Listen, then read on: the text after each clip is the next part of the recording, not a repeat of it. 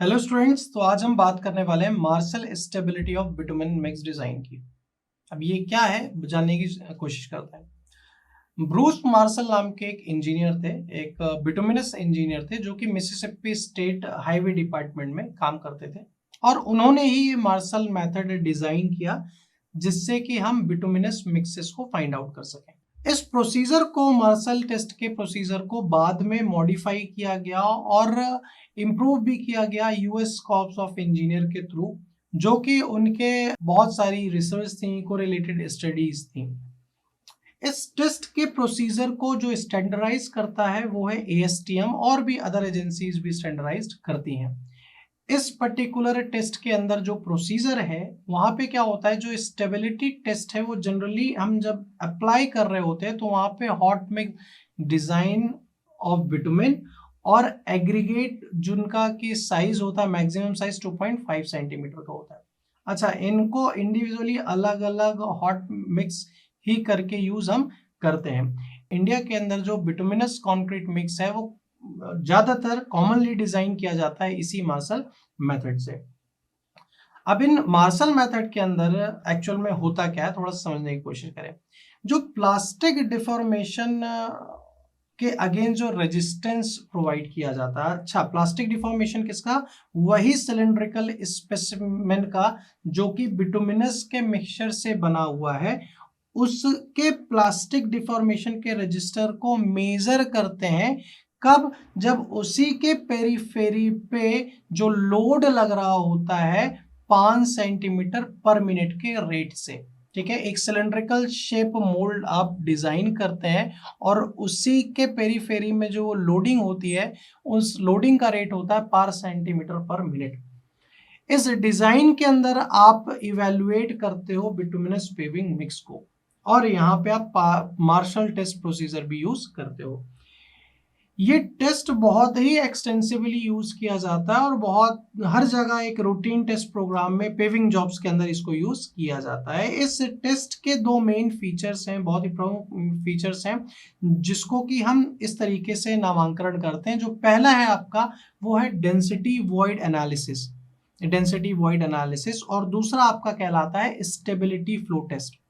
अब ये क्या होता है स्टेबिलिटी, थोड़ा समझने की कोशिश करते हैं।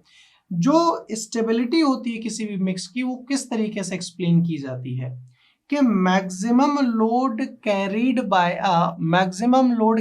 Bye a compacted sample at a standard test temperature of 60 degree centigrade. ये जो कॉम्पैक्टेड सैंपल है वो कितना मैक्सिमम लोड को कैरी करेगा, कब? 60 डिग्री सेंटीग्रेड में।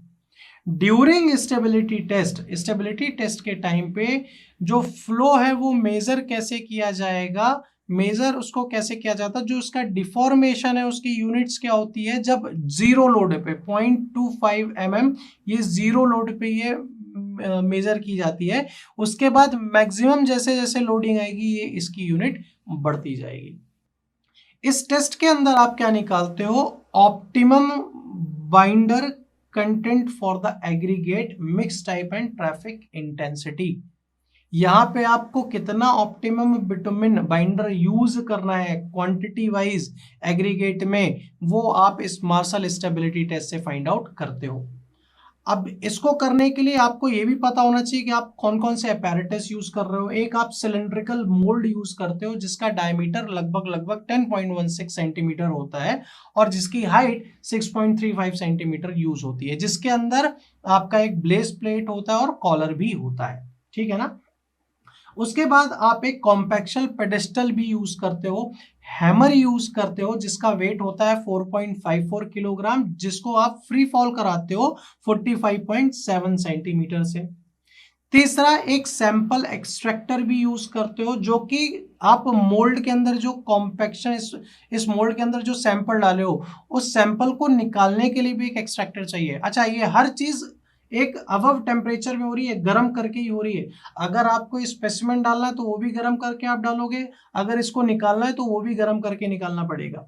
अब इस सैंपल को जब आप इस मोल्ड के अंदर डालोगे तो फिल्टर पेपर आप रखोगे, हालांकि वो खैर प्रोसीजर की बात है, नेक्स्ट लेक्चर के अंदर बात करेंगे।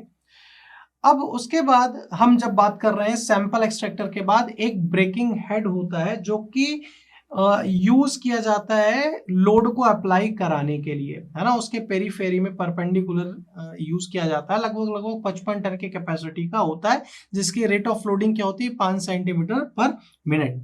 और उसी के साथ साथ एक गाइडिंग रॉड होती है, एक डायल गेज होता है जो कि फ्लो मीटर को बता रहा होता है, डिफॉर्मेशन को बता रहा होता है। जैसे यहाँ पे नो लोडिंग के टाइम पे इस डिफॉर्मेशन का मेजरमेंट है, जैसे जैसे बढ़ता जाएगा तो वहां पे डायल गेज इस तरीके को बता रहा होता है।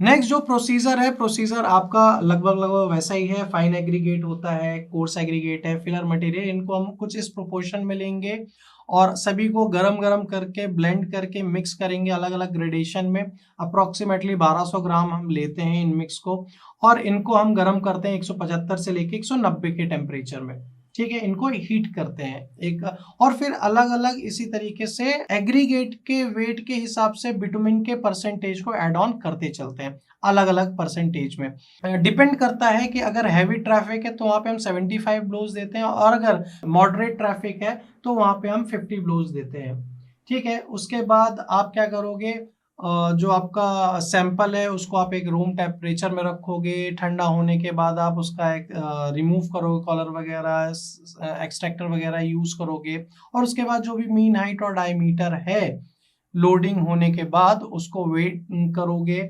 उसमें भी 60 डिग्री का टेम्परेचर आपको देखना बहुत जरूरी है। तो इस तरीके से मार्शल टेस्ट को आप हेड करते हो, जिससे कि Marshall stability value find out कर सके, मैक्सिमम लोड आप फाइंड आउट कर सको किलोग्राम में बिफोर फेलियर, ठीक है। अच्छा, ये 0.25 mm वैल्यू आप जरूर याद रखेंगे। अच्छा, उसके बाद बहुत बार मॉडिफिकेशन हुए, करेक्टेड मार्शल स्टेबिलिटी वैल्यू भी अलग अलग सैंपल के अलग अलग करेक्शन फैक्टर यूज किए गए हैं, जो कि फर्दर हम नेक्स्ट लेक्चर के अंदर इसको डिफाइन करेंगे। तो I hope Marshall stability test का एक ओवरव्यू सिंपल सा आपको समझ में आ गया होगा। Thank you very much.